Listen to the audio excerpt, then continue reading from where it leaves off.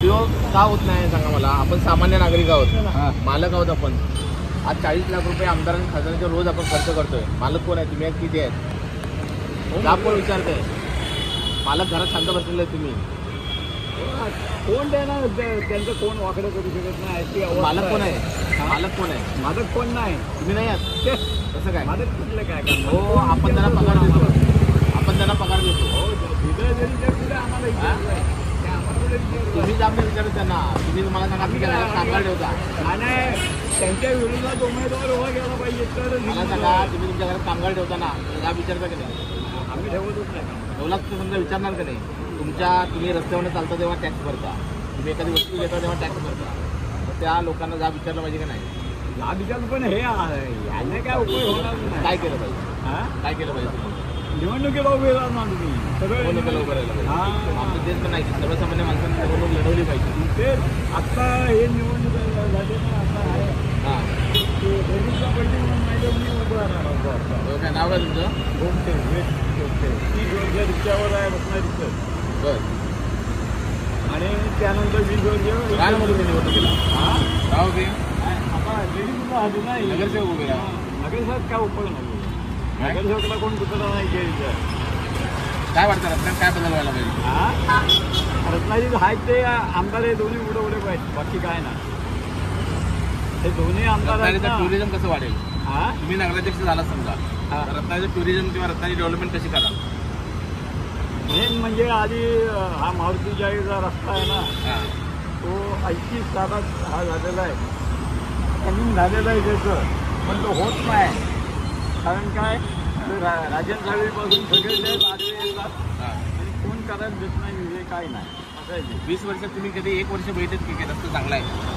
गेल्या 20-25 वर्षामध्ये 50 वर्षात नाही व्हायचा कधी एक वर्ष रस्ता चांगला आहे का? काय नाही. देवरुख ते पाव नदीचा आमचा रस्ता झाला. हो झाला म्हणजे काय, तो तो आत्ता 5 झाला. वर्षात काय नाही झाला. हां? 5 वर्षात एक खड्डा नाही पडला त्याला. पाव बनवलाय कोणी? वेल्ला नावाच्या कॉन्ट्रॅक्टरने. 5 वर्षात एक खड्डा नाही. आपले रस्ते कधी हो, पण त्याच्या पुढचं तुम्हाला माहिती नाही. त्या वेल्लाला रत्नागिरीतून पळवण्यात आलं होतं. सामंतांची कॉन्ट्रॅक्टगिरी बंद म्हणजे होती. चांगलं काम करते त्यांना तुम्ही का लोक त्याच्या पाठीशी उभं राहतात? हो आहे हे इथे असं. मग तुम्ही जनता त्याच्या मागे का उभे राहता? आम्हाला काय माहिती तो कोण नाही तो वेल्ला काय आम्हाला नाही माहिती. तुम्ही जा विचारा लोकांना जा विचारा की लोकांनी आंदोलन हो, केलं लोक पाहिजे. पैसे वडापाव दिला की त्यांच्या बाजून जातात. बिर्याणी दिली ना की त्यांच्या बाजून जातात. काय केलं पाहिजे आता? लोकांना जागवण्यासाठी काय करायला पाहिजे? काही नाही, आपला जीव घालवण्यात काय अर्थ नाही. आपण आपले मला सांगा, भगतसिंग, राजगुरू, शिवाजी महाराजांनी असं जर म्हटलं गेलेलं असतं, कर्मात मिळते. काय उपयोग झाला नाही देशाला त्यांचा. स्वातंत्र्य कसं मिळालं? हा हो, नुसतं इंग्रज परवडले पण हे चोर नकोय आम्हाला. असं हवं आहे आता. इंग्रज परवडले असते पण हे चोर नको. ह्यानी जो लुटला नाही त्यांच्या डबल लुटला नाही. हे चोरी करतात त्यांनी लोक त्यांना निवडून देतात. हा आवाज आहे. पैसा जनता चोर आहे. जनता आहे ना. तुम्ही जनतेला किती समजावायचा प्रयत्न केलात ना तरी जनता चोरच आहे. आता बायका बघा, नुसते हप्ते बंद झाल्याबरोबर लगेच त्यांचे जीव खाली वर व्हायला लागला. जसं काय ह्यांच्या हातात काहीच नाही, हिंमतच नाही बायकांच्या हातात. हा बरं, आज मला सांगा, रस्त्यावर गाड्या फिरतात, RTO ट्रॅफिकवाले सामान्य माणसाला पकडतात, पण एवढे ट्रक ओव्हरलोड आहेत, 5 कोटी रुपये हप्ते जमा करतात RTO वाले. आहेत ना, मिळतात, पैसे मिळतात त्यांना. हो कसं आहे ते, पैशावर चालले. RTOचा काय अनुभव आला तुम्हाला? आमच्या भावान नाईटचे आहे, पासिंग करीत नाहीत ना, त्याच्यामुळे त्याच्या विरुद्ध आमच्या भावांनी कंप्लेंट केली. वाशिम मुंबई आता काय फरक पडत नाही कंप्लेंट करून? नाही वाशिम मुंबईतनं त्याला 4 महिने तुम्ही रिटायर होणार आहात साहेब. तुम्ही 4 महिने रिटायर होणार आहात. हा तुमच्या विरुद्ध अर्ज आला आहे. म्हणजे रिटायर झाल्यानंतर तुमची पेन्शन वगैरे सगळं काय फंड आहे ना, तो आधी थांबेल. याची चौकशी होईल. हे खरं नुसता पासिंग करायला किती पैसे घेतात? ते घेतो का? आम्ही देतच ना, आम्ही कधी दिलं ना. सामान्य जनतेच्याकडे घेतात का? काय घ्यायला हो तर चोरच. हे ठाण्यापर्यंत केस चालवून जमले. हां नाही 3 पोलिसांना मी इथनं हटवलं होते. शेवटी माझ्यावर खोटा आळा घालून मला आत टाकली. मी 1.5 महिना. काय वाटलं होतं? एखाद्या खर्ची खातावर मी सही केली, काय तो ओळखीचा होता, त्यांनी तिकडे 1.5 एकर जागा येते तांदूरला, म्हणून मी सही केली त्याच्यावर. पण घेतलीच ना, बरं केलं, 1.5 एकर त्यांची जागा घेतली, बरं केलं. तो त्याच्या विरुद्ध उभा दुसऱ्याला करून त्याला पण पकडला, मला पण पकडला, आणि आणखी मोठे तिथे त्यांना 8 टाकले. तुम्हाला कोणी अडवलं? सही केली. हो, साक्षीदार असल्याशिवाय खंदी खत होतं काय? साक्षीदार म्हणजे आपण त्याला ओळखतो म्हणून सही केली आहे, खरेदी करताना सही केली आहे. नाही, तुम्ही संगनमत केलं आणि त्याची भावकीची इस्टेट तुम्ही सोडण्याचा प्रयत्न म्हणजे केला. पोलीस हे राजकारणाच्या पुस्तकाचं पाठीशी घालतात, सामान्य माणसावर केसेस करतात. हां, ते सगळं काय तिथले चर्चेचे काय आणि पोलिसांच्या आणि आता मी 3 पोलिसांना इथून पाठवतो. तिथे नाग्यावर होता, एक कोकणे नाग्यावर होता, एक राम नाग्यावर होता आणि एक स्टँडवर असायचा.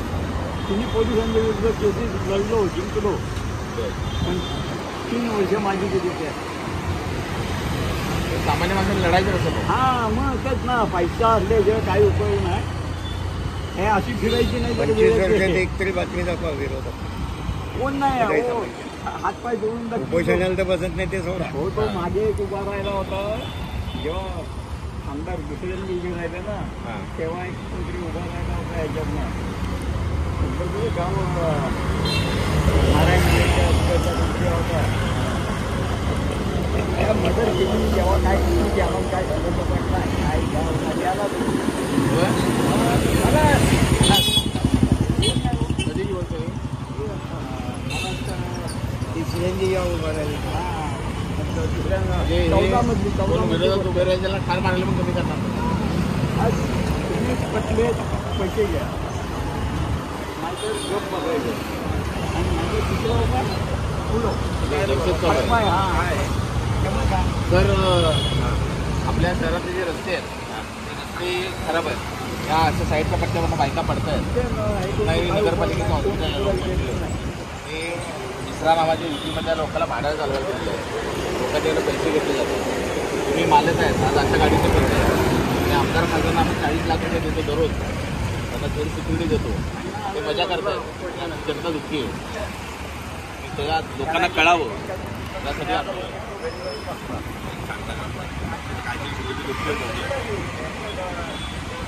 तुम्हाला काय वाटतं, रत्नागिरीला टुरिझम वाढायचं असेल, डेव्हलपमेंट व्हायला पाहिजे का? काय आता ते म्हणतात ना, पावसाचे दिवस आहेत, हे आहेत, ते करतील. भाव नदी आणि इथला जो रस्ता आहे तो चांगला आहे. 4 वर्षात खराब नाही झाला. मग पुऱ्या जिल्ह्यातले रस्ते खराब झाले. हो, तो रस्ता एकदम त्या रस्त्याने म्हणजे आमच्या जनतेचा जो खर्चाचा पैसा आहे आम्ही मात्र इथं रस्त्यावरती आमच्या गाड्यांची मेंटेनन्स करून त्याची वाईट अवस्था आहे. करतील जरा धीर धर आम्हाला. आपण वर जायपर्यंत तरी केल्यानंतर तरी पाहतो. मला एक प्रश्न पडला आहे की आम्ही सामान्य जनता यांच्या विरोधात बोलत का नाही, आमची लोक बोलत का नाही? कोण बोलेल त्याला? काय आज 14 वर्ष आमचा बॉम्बे गोवा हायवे होतो, ट्रॅफिक पोलीस RTO आमच्या रस्त्यावरच्या लोकांना खेळतात, लोक आमची शांत का?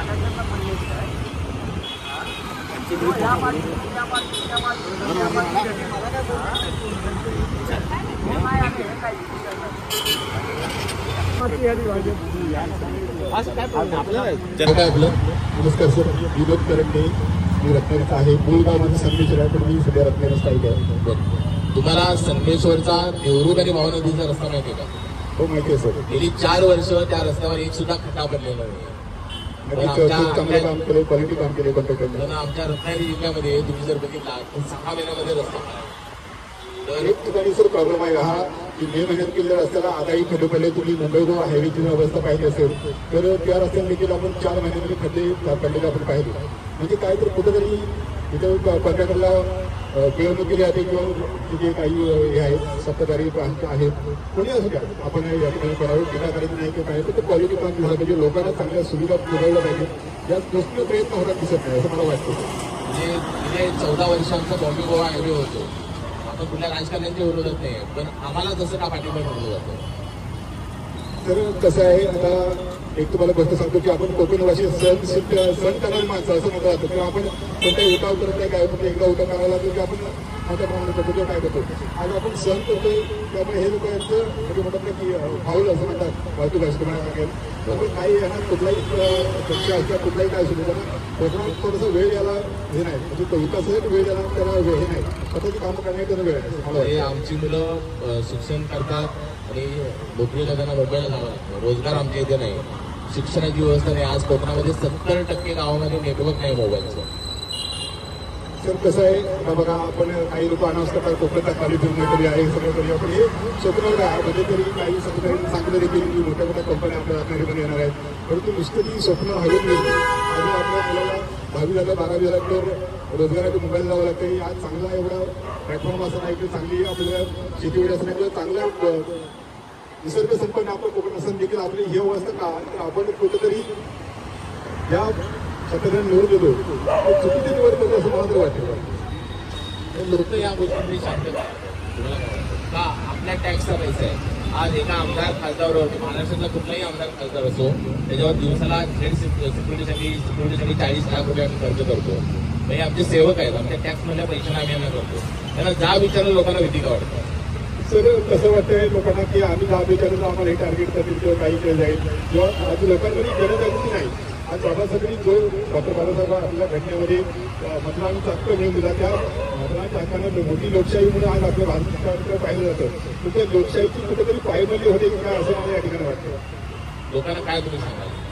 लोकांना एवढंच मी सांगेन की मतदान करताना तुम्ही कुठेही भ्रष्टाचाराला बळी होऊ नका, कुठेही चिरगिरी पैसे घेऊन काही करू नका, चुकीच्या माणसाची निवड करू नका, चांगल्या सुशिक्षित माणसाची निवड करून जेणेकरून तुम्हाला अपेक्षित असलेला कोकण तो माणूस तुम्हाला तयार करून देईल आणि कुठल्याही चुकीच्या माणसाची निवड करू नका.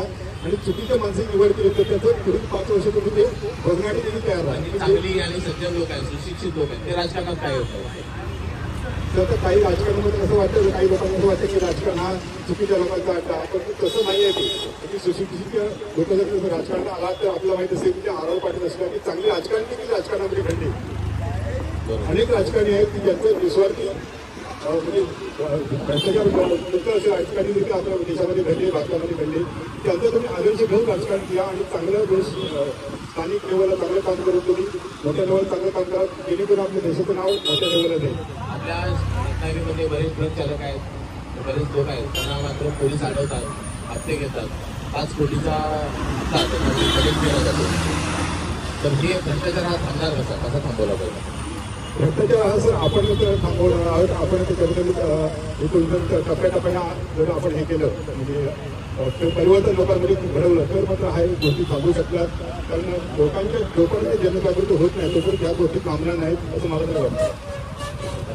धन्यवाद सर.